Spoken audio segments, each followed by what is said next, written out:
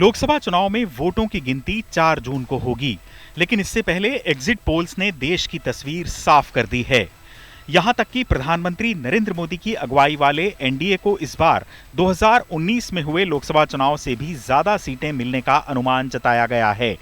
पिछले 69 में से 63 एग्जिट पोल्स के सटीक अनुमान लगाने वाले इंडिया टुडे एक्सिस माई इंडिया एग्जिट पोल में एनडीए को 361 से 401 लोकसभा सीटें दी गई हैं, जबकि विपक्ष के इंडिया गठबंधन को 131 से 166 लोकसभा सीटें मिलने का अनुमान लगाया गया है। अगर कुछ दूसरी एजेंसियों के एग्जिट पोल्स के नतीजों को जोड़कर उनका औसत निकाला जाए तो भी एनडीए की 365 सीटों पर जीत होती दिखाई दे रही है। वहीं इंडिया गठबंधन के खाते में 145 लोकसभा सीटें आ सकती हैं, यानी पोल ऑफ पोल्स में भी एनडीए बढ़त बनाए हुए है। बीजेपी एग्जिट पोल्स के नतीजे देखकर गदगद है।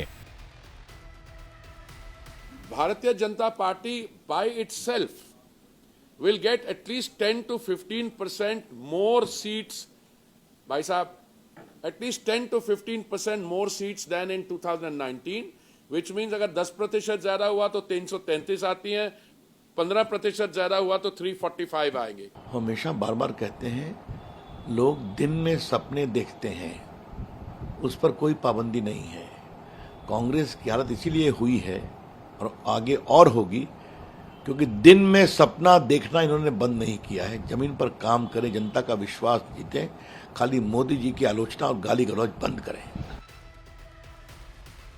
उधर राहुल गांधी एग्जिट पोल्स के नतीजों को देखकर उखड़ गए।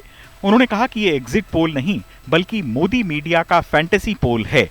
वहीं जयराम रमेश ने कहा कि ये सब कठपुतलियां हैं और कठपुतलियों के मास्टर ने ये सब कराया है। इंडिया गठबंधन लगातार 295 से ज्यादा लोकसभा सीटों पर जीत का दावा कर रहा है। इसका नाम एग्जिट पोल नहीं है, इसका नाम मोदी मीडिया पोल है। ये मोदी जी का पोल है, फैंटेसी पोल है उनका। सर कितनी सीटें आ रही हैं आपके हिसाब से? सिद्धू मूसेवाला का सॉन्ग सुना आपने? 295। ये एग्जिट पोल फर्जी इसलिए है क्योंकि हमारे निवर्तमान प्रधानमंत्री और निवर्तमान गृह मंत्री ये सब मनोवैज्ञानिक खेल खेल रहे हैं, दबाव डाल रहे हैं सभी विपक्ष की पार्टियों के ऊपर, चुनाव आयोग के ऊपर, काउंटिंग एजेंट के ऊपर, रिटर्निंग ऑफिसर के ऊपर, और धमकी दिया जा रहा है, एक माहौल पैदा किया जा रहा है। एग्जिट पोल के नतीजों से साफ है कि देश की जनता का भरोसा मोदी सरकार पर कायम है और नरेंद्र मोदी हैट्रिक लगाते हुए तीसरी बार प्रधानमंत्री बनने जा रहे हैं। यानी मोदी फैक्टर इन चुनावों में सबसे बड़ा फैक्टर बनकर सामने आया है। 10 साल की सत्ता के बावजूद जनता के बड़े हिस्से में सरकार के प्रति कोई सत्ता विरोधी लहर नहीं है। यूपी में मोदी के साथ साथ योगी फैक्टर और राम मंदिर का निर्माण अपनी भूमिका निभाता नजर आ रहा है। वहीं समाजवादी पार्टी और कांग्रेस का गठबंधन भी उत्तर प्रदेश में काम करता दिखाई नहीं दे रहा। बीजेपी ने एक तय रणनीति के तहत इस बार दक्षिण भारत के राज्यों पर फोकस किया था। एग्जिट पोल में आंध्र प्रदेश, तमिलनाडु, तेलंगाना, कर्नाटक और केरल जैसे राज्यों में मिल रहे परिणाम ये दर्शाते हैं कि दक्षिण भारत में बीजेपी की मेहनत रंग लाई है। इधर राजधानी दिल्ली में भी कांग्रेस और आम आदमी पार्टी का गठबंधन बीजेपी को नुकसान पहुंचाता नजर नहीं आ रहा। पश्चिम बंगाल में भी बीजेपी के कदम बढ़ रहे हैं। संदेश खाली की घटना का चुनाव पर असर साफ तौर पर देखा जा सकता है।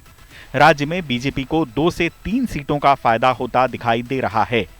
एग्जिट पोल के नतीजे सही साबित हुए तो ये दूसरा मौका होगा जब कांग्रेस का जाति जनगणना वाला दांव नाकाम होगा। इससे पहले 5 राज्यों के विधानसभा चुनाव में भी राहुल गांधी ने जाति जनगणना का मुद्दा जोर शोर से उठाकर ओबीसी तबके में पैठ बनाने की कोशिश की थी। उस समय भी मतदाताओं ने मंडल पार्ट 2 कही जाने वाली इस राजनीति को नकार दिया था। चुनाव आज तक।